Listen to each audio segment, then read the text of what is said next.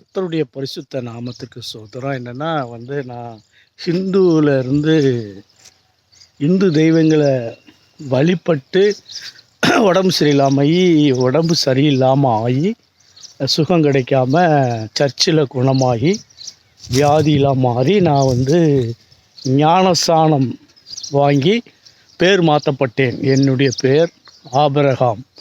என்னுடைய பிறப்பிலே விட்ட பேர், பிறந்த உடனே எனக்கு அப்பா அம்மா விட்ட பேர் சிவனையா தேவர் என்று எங்கள் தாத்தாவுடைய அண்ணனோ தம்பியோ ஒருத்தர் இறந்து போனார். அவங்க பேரை விட்டாங்க சிவனையா பாண்டியன் அப்படின்னு. ஆனால் காலப்போக்கில் பள்ளிக்கூடத்தில் ஸ்கூலில் சேரும்பொழுது என்னுடைய வாத்தியார் திருவடி சார் வல்லநாடு அவர் என்ன பண்ணார், குமார்னு விட்டுட்டார். அதனால் சர்டிஃபிகேட்டு பத்திரம் இது நம்ம லைசன்ஸு எல்லாத்துலேயுமே குமார்னு இருக்குது. ஆனால் ஞானஸ்தானம் வாங்கின பேர் ஆபிரகாம். இந்த 3 பேருக்குள்ளேயும் 3 தன்மைகள் இருக்கிறத நான் சில நேரம் அதை உணர்வேன்.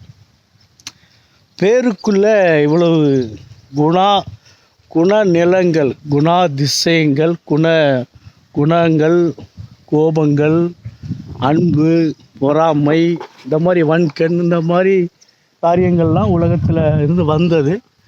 இது எனக்குள்ளே பேருக்குள்ளே இருக்கிறத சில நேரம் உணர்வேன். அதை மாதிரி கர்த்தராகிய இயேசுநாதர் அப்படின்னா இயேசு உண்மையான தெய்வம். கர்த்தர் அப்படிங்கிற பேர் பாருங்கள், அந்த பேருக்குள்ளே ஒரு குணம் இருக்கிறது. அதை நான் உங்களுக்கு வெளிப்படுத்துகிறேன். கர்த்தருக்குள்ளே என்ன பேர்னா பாருங்கள், கர்த்தர் என்கின்ற பேர் எசேக்கியேல் 7:3 இப்பொழுது உன்மேல் முடிவு வருகிறது, நான் என் கோபத்தை உன்மேல் வருவித்து உன் வழிகளுக்கு தக்கதாக உன்னை நியாயம் தீர்த்து உன் எல்லா அருவருப்புகளின் பலனையும் உன்மேல் வரப்பண்ணுவேன். உன் கண் உன்னை தப்ப விடாது, நான் இறங்காமலும் உன் வழிக்கு தக்கதை உன்மேல் வரப்பண்ணுவேன். உன் அருவருப்புகளுக்கு தக்கது உன் நடுவில் வந்திருக்கும், அப்பொழுது நான் கர்த்தர் என்று அறிந்து கொள்வீர்கள் என்று எழுதியிருக்குது. அப்போ கர்த்தருங்கிற பேருக்குள்ள நம்ம செய்கிற அருவருப்புகள், நம்ம செய்கிற வழி இதுகளுக்கு தக்கன பலனை தருவேன். வழி ஏதோ அந்த வழிக்கு தக்கன பாடுகள், துன்பங்கள், கஷ்டங்கள், வேதனைகள், நியாயம், நீதி உனக்கு சேரும். அப்பந்தான் உனக்கு வேதனை வரும்பொழுது தான் நான் கர்த்தர் என்று அறிந்து கொள்வீர்கள் என்று இங்கே எழுதியிருக்கிற பாருங்க. அப்போ பரிசுத்த ஆவியானவர் நம்மளை ஏன் வேதனைப்படுத்துகிறார், நமக்குள்ளே ஏன் வியாதியை கொண்டு வருகிறார் என்றால், அங்கே நாம் செய்த அக்கிரமங்கள், அநியாயங்கள், பாவங்கள். இந்த அக்கிரமம், அநியாயம், பாவங்கள் செய்ததுனால நம்ம மேலே நியாய தீர்ப்பு வந்துடுது. இப்போ அது வேதனை, நம்ம உடம்பு 3 வேளையும் சாப்பிட்டு நல்லா தூங்கி ஓய்வெடுத்து உலகத்தில் உள்ள இன்பங்கள், மனசிற்கு எதெல்லாம் சரி என்று படுகிறதோ அதெல்லாம் செய்து அந்த சந்தோஷத்தை அனுபவிக்கும் பொழுது இன்பம்தான்.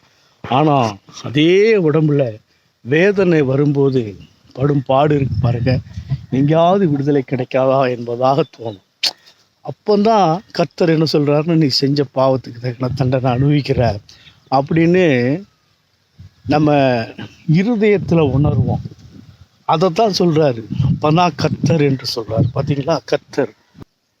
ரோமர் 8:3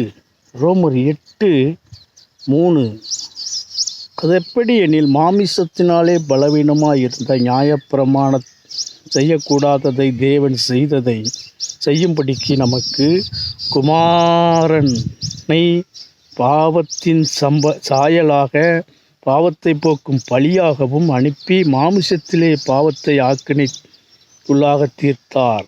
மாமிசத்தின்படி நடவாமல் ஆவியின்படி நடக்கிற நம்மிடத்தில் நியாயப்பிரமாணம் நீதி நிறைவேறும்படிக்கு அப்படி செய்தார் என்று எழுதியிருக்கிறது. அப்போ நம்ம பாவத்தை போக்க மாமிசத்தின்படி பிறந்த இயேசு வந்து நம்ம பாவத்தை போக்குவதற்காகத்தான், இந்த சரீர உடம்பில் செய்த பாவத்தை போக்குவதற்காகத்தான் அவர் இயேசுவாக பிறந்து 33 வருடம் உயிர் வாழ்ந்து அங்கே இரத்தம் சிந்தி மரித்தார் நமக்காக என்று இந்த வசனம் நமக்கு சொல்லும்.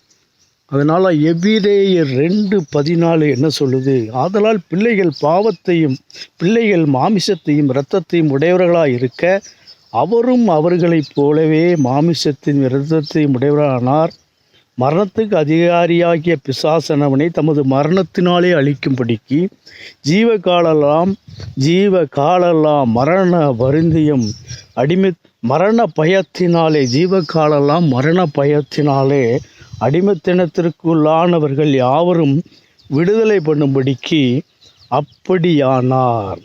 ஆதலால் அவர் தேவதூதருக்கு உதவியாக கை கொடாமல் ஆபிரகாமின் சந்ததிக்கு உதவியாக கை கொடுத்தார் என்று எழுதியிருக்கிறது.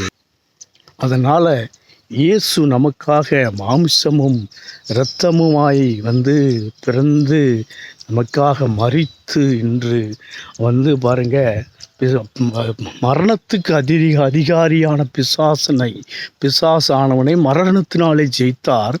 அப்படி ஜெயித்தாச்சுன்னா வந்து தேவ தூதர்கள் வந்து பணிவிடை செய்வாங்க.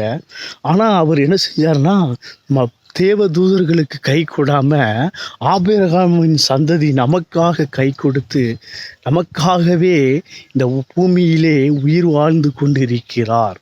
ஏனென்று சொன்னால், மரண பயம் நமக்குள்ளே இருந்து கொண்டு இருக்கும் பொழுது நம்ம பாவம் செஞ்சிட்டோம், நம்ம அநியாயம் செஞ்சிட்டோம், அக்கிரமம் செஞ்சிட்டோம் அப்படின்னு இந்த மரண பயத்தை போக்கி நம்மளை சுகமாக்கக்கூடிய ஒரே கடவுள் யார் என்று சொன்னால் இயேசு தான்.